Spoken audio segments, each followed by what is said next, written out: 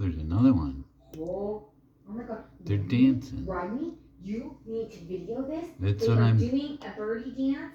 They're doing a mating dance. Calm down, I already videoed it. You did? Yep. Awesome.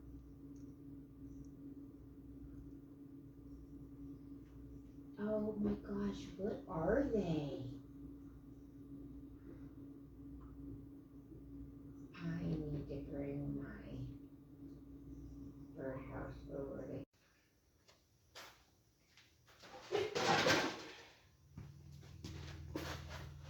Here's a flicker house I made. Got some bark on the outside so they can grip it.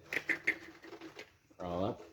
I got this kind of deformed looking hole, so there's a 2.5 inch hole in the inside where they can make it bigger if they want. They got enough room to stick their head in there, look around, and they can do a little work because that's what woodpeckers do.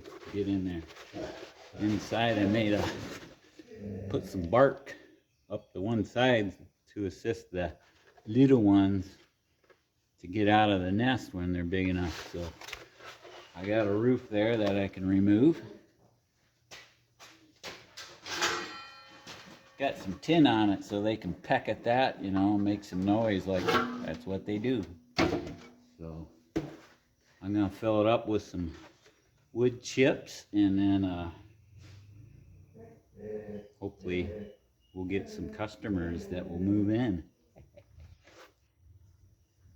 I got it filled all the way up with some wood chips. This thing is about 2 feet tall, and I made the outside of it like 8 by 8, so the inside's probably 6.5 this way by 8 inches. So we're gonna see how it works. I'll let you know. Alright, it's in the tree. I got it probably approximately,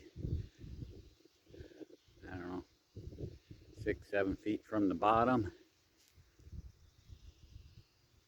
and it's fastened up there securely, so we'll see if we get some flickers in there.